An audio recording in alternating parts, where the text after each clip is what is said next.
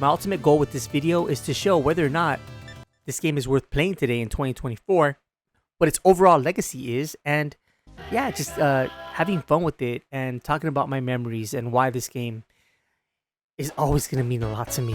I just remember one of my early memories of seeing this game, and I think it's going to be something that's going to be imprinted in my memory banks the rest of my life. Going over to my friend's house and seeing him playing it on his, like, whatever it was, 30-inch CRT, which was back then was huge. I remember being blown away with the parallax scrolling, with the graphics, with the gameplay. And I do remember as a kid seeing Sonic the Hedgehog commercial. And it appealed to me because I thought of Sonic as like an alternative to Mario, but he was kind of a cooler, hipper version of Mario. You know, where this guy had, like, he didn't play by the rules, he played by his own rules, and he had attitude. And that always appealed to me, you know? I always liked that about Sonic. And also, the way they incorporated the rings, where as long as you had a ring, you wouldn't die. I think that's kind of cool. But I will say, like, this game would not work if it isn't for the remarkable gameplay. And even after all these years, even though it's 2024 right now, it's nice to know that I can always pick this game up whenever I want, you know, after all these years. And it still feels, I mean, as good as it did back then. There's a certain weight to Sonic. You know, there's a certain feel and physics. And it feels great. I mean, honestly, I'm somewhat shocked how long it's been. And in terms of gameplay, fantastic. It feels just as good now as it did back then, which is kind of saying a lot. It isn't necessarily hailed as the greatest Sonic game because, you know, Sonic 2, Sonic 3 came out, Sonic and Knuckles. But you gotta remember, this is where everything got its start. If it weren't for this game, those other legendary games would simply not exist. So I think that is actually going into this game's favor. Not in the argument that it's better, but just the sheer legacy. Just the sheer knowing that without this, those games wouldn't exist. I mean, that says a lot. You know, and for me, I've always had a lot of love for the original Sonic. This is the bonus stage, and I did pretty good. It's nice to know that after all these years, I somewhat still have it. The one, when it comes to bonus stages, let me know in the comment section which one is your favorite out of the original, like, 3 Sonic games. I never really played much of Sonic and Knuckles, so I'm not really familiar. I know, after all these years, even 2024, I still have not really played Sonic and Knuckles, so I'm not too familiar with the bonus stages on that game. But between part 1, 2, and 3, which one is your favorite? I kind of like, I'm very nostalgic for this one because it's the one that I'm most familiar with, but I tend to like part 3 the most when it comes to bonus stages. I just have the most fun with that one. It's challenging. They're all challenging, but I tend to like it the most. But yeah, it's nice to know that even after all these years, I mean, the feel of Sonic, the physics, it's pretty solid. I mean, in other words, it's fun, which is the most important thing, the most important quality in any video game, in my opinion, should be the fun factor. Like, if you're not gonna make the game fun, what the heck are you making? I remember as a kid getting this and standing on top of the spikes and thinking, take that, Mario, you can't do that. Not that I can remember. You know, just little touches like that. Like I said, that commercial that I saw when I was a kid, and I just remember that impression. The marketing, you know, was genius for Sega. You know, Sega does what Nintendo, and it's always going to be imprinted in my head why I love Sonic so much. That commercial. I saw him as this mischievous, you know, character that didn't play by the rules. He played by his own rules. He called the shots.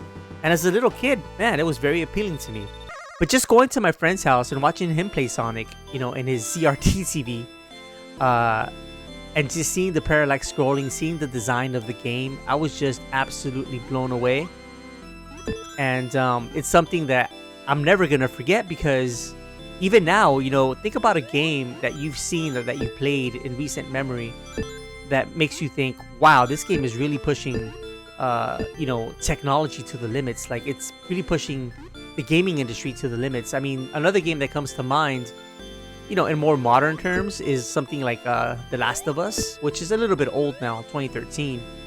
But that was a game that when it came out, I thought, wow, this game is really pushing the limits. I really want to get this. I'm ultra competitive. No matter what I do, that's one thing about me, is that I'm ultra competitive. I hate losing. I can see myself getting obsessed and just trying over and over until I get pretty good at it. So maybe that's why I don't really play shooters or modern day shooters. But something like this, you know, this is my childhood. This is something totally different than the modern age where things are online and playing with people online. This is the kind of game that you could just pick up and have a great time, you know, just relive memories or play it for the first time with your kids or cause I think this game ultimately, even though it's kind of unfair to compare it to like part 2 and 3, and again, let me know in the comment section which one's your favorite. Like I said, without this one, those games simply would not exist. They simply would not exist. This game gave us the formula. And in a lot of ways, you know, because a lot of games that came after, like especially in the 3D era, like with the Dreamcast and the GameCube, as Sonic went to 3D, those games aren't really received very positively nowadays. You know, they're, at least for a while they weren't. Maybe they grew on people, but you know, when they were first released, and even like the overall legacy is kind of like, it's just a Sonic game. And I think in a lot of ways, like this franchise kind of went down, especially during the 3D era. And in more modern terms, you know, you have Sonic Mania that kind of went back to its roots. And again, what are the roots? Well, I would argue there are no roots without the original Sonic.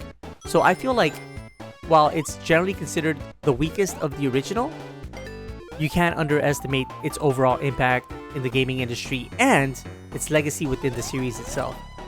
You know, it laid the framework, and generally speaking, people don't really say horrible things about it, you know? I do remember the patterns of how to beat this guy. It's fairly easy. It's like, even after all these years, it's not the hardest thing in the world. And like I said, I love this game so much that I play the heck out of it as a kid. There it is. Down he goes. You know, I'm actually not doing that bad. I got two gems. I'm in level 2. I think you got to get 6 gems to get the happy ending. And that's the thing about this game too. Like, it had a happy ending and a not happy ending. And that was determined on whether or not you got all the gems on the special stages, which is different than Mario. So they were already kind of pushing the envelope in a different direction. I do remember as a kid not being crazy about that, because I just kind of like something that was like, I enjoyed something that had that arcade feel. Like, what I mean by that is, you know, where you could just play a game and beat it after like 30 minutes and knowing that you got an ending. Okay, let's see if I can get this guy from here. Nope. On this one, you can't spin. You can't do the dash attack from the ground. So you really have to, I think that, yeah, there's some more stuff in here. You don't have that dash attack in this game, which is what Sonic 2 brought to the table and really elevated Sonic. So yeah, I mean, the games kept getting better, but again, the overall legacy, this is where they all started. And even though you can't do the dash attack, if you are going down like this, you can't just press down on the button and you will do a spinning attack. So I think the physics, everything is so well made in this game. And like I said, even though the other games, they are better games, like part 2 and part 3. I'm not saying that they're not. They really are better games. But my goodness, I think when we look back, we can safely look back and say, this is one heck of a game that got the series started in the right direction. Without this game, those games wouldn't exist. And as we went to the 3D generation, they're not generally received like positively. Depending on who you talk, they're kind of mixed. You know, I love them. Like, I actually like Sonic Unleashed. I think that game is somewhat underrated. Somewhat. You know, there's a lot of games that I like, though, that I think are somewhat underrated, that people generally don't like. I mean, I even have a video where I talk about this for the Sega Genesis games. I call it Sega Genesis game I love that you probably don't. Well, it just goes to show, like, I tend to like a lot of games that a lot of people tend to not like. You know, another example of that would be Fallout 4. I actually love Fallout 4. And that one has mixed reviews. Alright, so there we are.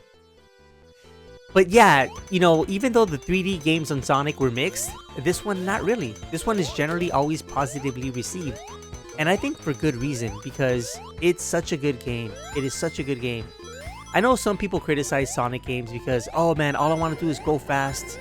And, you know, this game didn't allow me to do that. First of all, it's not because the engine is not capable of that. You know, blast processing is kind of a real thing in terms of it had more, a higher clock speed than the Super Nintendo did. It had more, I I'm not sure if you call it megahertz, and I don't want to get too technical because it's even above my scope.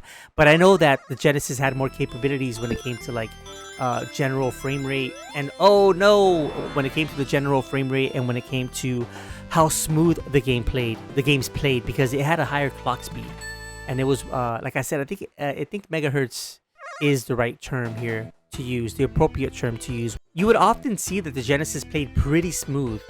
Great examples of that were like the Mortal Kombat games. Like, no matter what version you're looking at, whether it's the first one or even the third, the Genesis one edged. Well, I don't know. Part 2 is different because Mortal Kombat 2 for the Super Nintendo did in fact play. I think it was just a better game overall, like everything, just gameplay, everything. But that's the thing, and I think I'm gonna do a walkthrough on that game as well. The Genesis one held its own pretty good. I mean, I do think the Super Nintendo one is superior, hands down. But the Genesis one is quirky in its own way, and in its own way, sometimes, and maybe nostalgia plays a role, I kind of prefer that, or want to play that, you know, call it nostalgia, call it whatever you want, but it has its own feel. And a lot of that is because of that clock speed that I'm talking about. The Genesis one, what it lacked in graphics and color palette and all that, it just gave you a fluidity in gameplay. And that's what I really miss and love about the Sega Genesis. So, and this game, you know, again, it's not that the developers couldn't give you fluidity or give Sonic a good sense of speed, but they were more focused on making the game challenging and its own design, giving you obstacles to overcome. And yeah, every once in a while, they would also give you a sense of speed and kind of as a treat in between, you know, like that. If you hit that red thing, you're gonna bounce back. So there's obstacles here. You can't go crazy. And for a little kid that wants to just go fast, you know, this game is actually teaching you some valuable lessons. Not that to be a snail, you know, not that. It's just teaching you patience, and it's teaching you how to control Sonic, you know, which to me is amazing. Or you don't like the fact that you can't just zoom through everything, that there are obstacles and you have to slow down. I can see that. And if you make that argument, I wouldn't be mad at you. I think for me though, even as a kid, it taught me patience, and it taught me that it's not all about just zooming through the stage, but actually having skill to navigate through that stage. Like that guy, hitting him right in the head, you know, having skill, timing, to not go forward, to just basically hit him at the correct spot to be able to kill him because he has spikes.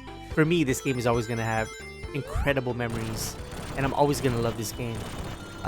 Like I said, let me know in the comment section which one's your favorite Sonic, and is this game overhyped? Whatever you like to mention, guys, let me know in the comments, and as always, I will catch you absolutely on the next vid.